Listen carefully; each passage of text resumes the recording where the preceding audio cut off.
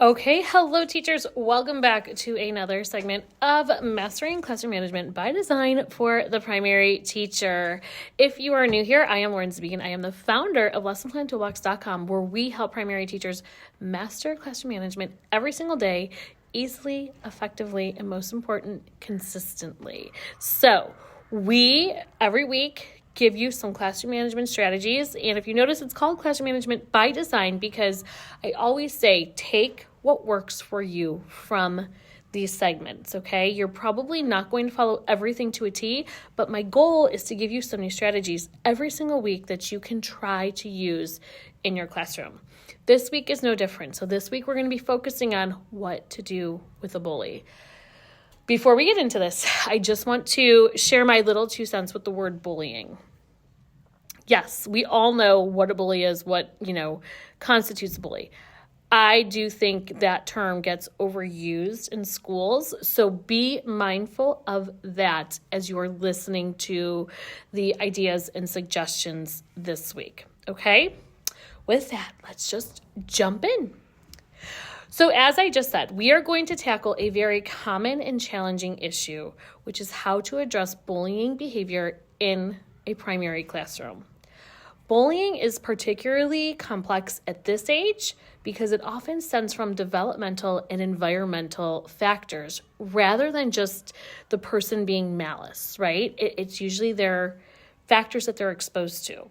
So this week, I want to help you understand the why behind this behavior and give you some strategies so you can create that safe and supportive environment for all of your students. So the first thing we're going to tackle is understanding the why behind the bullying behavior. First graders are still developing socially, not just first graders, but all primary students, right? This is the age group we have been called to teach and to grow and help them learn how to become good citizens. So they're still developing their social emotional skills. They may not fully understand the impact of their actions on others. A child who is exhibiting bullying behavior, they might struggle with empathy or just have difficulty interpreting social clues. Another why behind this is unmet needs. Often bullying stems from unmet social, emotional, or even physical needs. This could include seeking attention from peers or adults. This could include being frustrated due to academic challenges. There may be a need for control in an environment where they feel powerless. Okay? Another why behind the behavior is it could be a learned behavior. The child might model aggressive behavior because that's what they've witnessed at home, or they've seen it in the media, or they've seen it from their friends. This learned response is their attempt to navigate relationships and to cope with their stress. Another reason to consider for the bullying, it could be social dynamics. It could be that the group dynamics play a significant role in the bullying behavior. The bully may not understand how their actions impact others, and they may feel pressure to assert dominance when they're in a group setting. And you're probably thinking, okay, Lauren, this is all well and good, but what in the world do we do about this? So here are some strategies to prevent the bullying. First, we want to create that classroom culture of respect. We've talked about this all the time, and I cannot stress this enough. You want to model behavior, demonstrate the kindness, demonstrate empathy, demonstrate conflict resolution on a daily basis. That's where those student behavior scenario of the day cards, if you are inside our community, come in handy. 5 minutes a day, you get to do that. Then have some type of class charter, right? And get your students involved in creating a set of class rules that emphasize respect and inclusion. Keep it brief, keep it to the point, but have something in place and then have them sign it also. Next, we want to teach and reinforce those social emotional skills, okay? Practice empathy. Use role playing to help your students understand how their actions affect others. That's why those student behavior scenario of the day cards are so important. Then you can have zones of regulation, right? Where we can teach our students how to identify and manage their emotions before they escalate. We also want to foster those peer relationships. Use cooperative learning activities where you're going to be encouraging that teamwork and the mutual support. And then you can implement a kindness challenge. This is where students are rewarded or at least acknowledged for acts of kindness. So those are all ways to prevent bullying.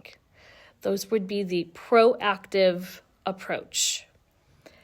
Now, here are some intervening strategies when the bullying occurs in the classroom. You want to address the behavior immediately. Separate the students involved because we want to ensure safety first, safety always, and we also want to reduce that emotional escalation. You are going to use a calm, neutral tone to avoid shaming and addressing or escalating the behavior. Okay, so when you're talking to both students about what happened, your voice is calm while you're addressing this behavior.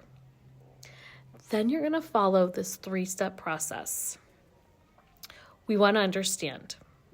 So you're going to speak privately with the child exhibiting the bullying behavior and ask some open-ended questions like, what happened? What were you trying to say or what were you trying to do? Then we're going to educate. So you want to explain the impact of the student's actions. You want to use very clear, very age-appropriate language to connect the behavior to the feelings. And then the third step is we're going to redirect. So we want to offer alternative behaviors. For example, you might say, next time you feel this upset, I need you to use your words and ask for help so I can step in and help you so everybody feels safe in our classroom. The next point to consider is we want to empower the student who was the target, especially if it truly is a bullying situation. You want to check in privately with this child and validate their feelings and affirm that they are worthy and they are going to be in a safe environment. But you also want them to be assertive for themselves, not physical, but assertive. Teach them some phrases like, please stop, I don't like that. Role modeling is a great way to, I shouldn't say role modeling, but acting this out, great way to teach students how to do this and get them comfortable with those phrases. You also want to bring families in. So you need to communicate early and very often if this is happening in your classroom. Notify both families and let them know what happened. Do not involve names, but you want to let them know what occurred and the steps that you are doing in the classroom, showing that you are being proactive. Use a solution-focused approach where you're emphasizing the collaboration rather than placing blame. Next up, we want to provide resources. You want to share strategies or books that families can use at home to reinforce the empathy, the problem solving, and the respectful behavior. And this, again, you really want to communicate often and early, okay? If this is truly a case of severe bullying and the bullying persists despite the interventions you've done, then you want to collaborate with your counselors or psychologists at the school and get this child on a behavior plan. You want to track the behavior patterns to identify the triggers and create tailored interventions.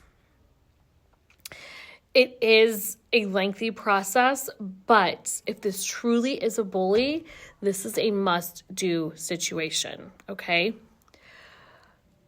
Bullying in the primary grades is very rarely about the behavior itself.